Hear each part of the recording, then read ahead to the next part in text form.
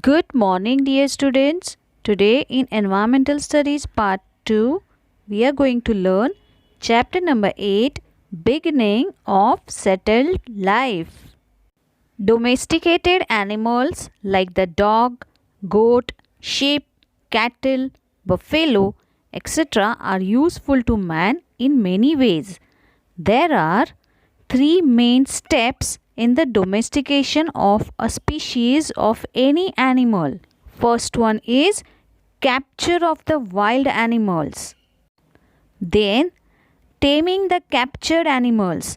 Taming means training them to live with humans. And the third one is obtaining useful materials like milk, etc., from them and training them to work for humans as beasts of burden. When the third step is achieved, the animal is supposed to be completely domesticated. Domesticating animals and keeping them for our own use is called animal husbandry. In the sixth lesson, we have seen that the dog was domesticated in the Middle Stone Age.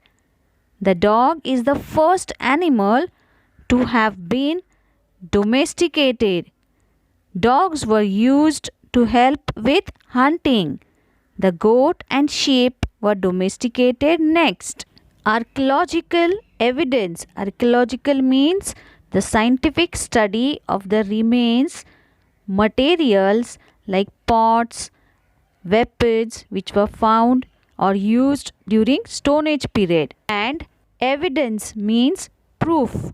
So, archaeological evidence is available to show that agriculture first began, means started, about 11,000 years ago in Israel and Iraq. Women are credited to have started cultivation. They might have used pointed sticks to sow seeds. Women in some tribes still sow seeds by this method.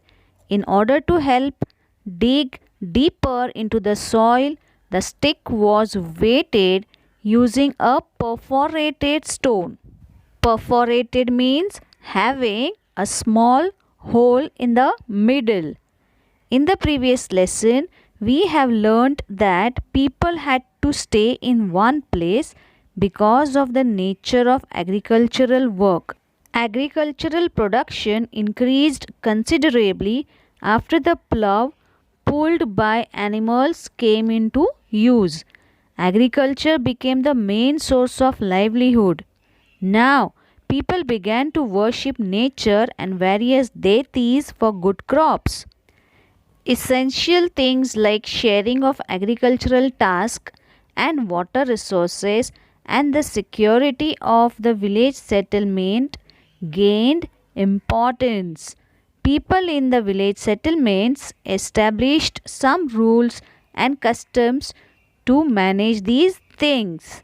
Thus, a social system based on agriculture came into existence. In the times before agriculture, people obtained food such as meat, fruits, and roots by hunting and gathering, but could not store it for a long time. Therefore, all the men and women in the community were continuously engaged in getting food. In the agricultural system, it became possible to store food grain for long time. There was more food available than was needed by the community.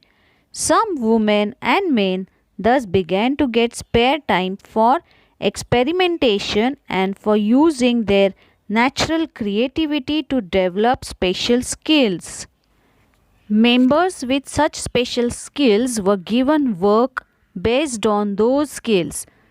Thus arose craft like making earthen pots, beads, etc.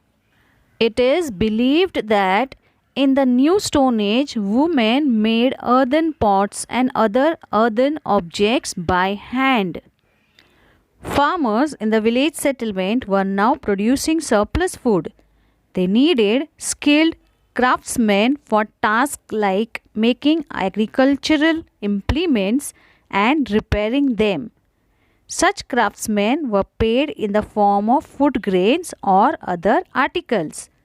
The craftsmen needed to obtain their raw material from long distances.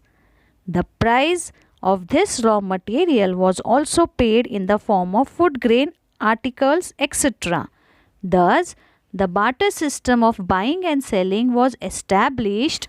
Barter system means goods and services are traded in exchange for other good. It means when money was not invented, buying and selling was done on the basis of exchanging goods.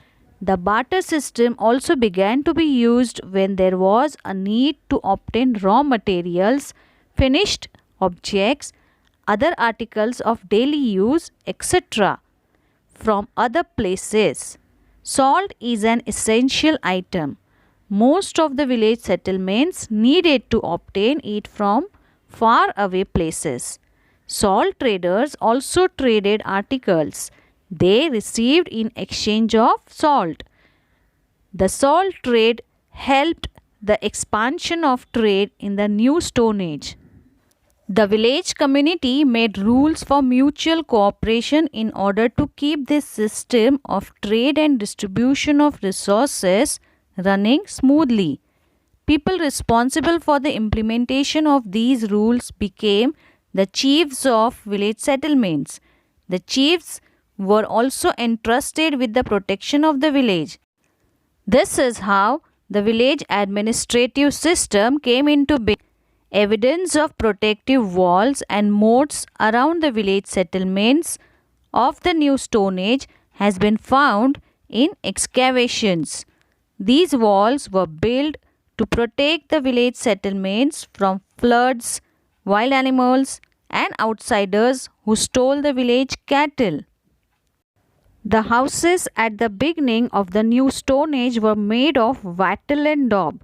Wattle means strips of bamboo and daub means wet material made of clay and cow dung or animal dung, etc. The walls were screens woven from sticks or bamboo, plastered with mud or cow dung. Later, the population of the village settlements grew because food was available in plenty. The village settlements became permanent and expanded. Still later, people began to build quadrangular houses of sun-dried bricks. Some houses appeared to have had more than one room. The houses were built very close to each other. Regional differences are seen in the styles of constructing houses depending on the local climate. It appears from the plans of the houses and the village settlements that people staying there belonged to a single clan. It means that they were all related to one another.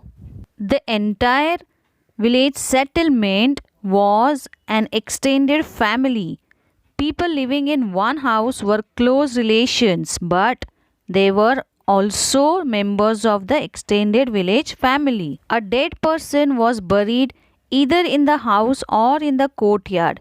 Perhaps the idea was that the person's bond with the family should not get cut off even after death. Families would also bury various articles with the dead person for them to use even after death. Thank you.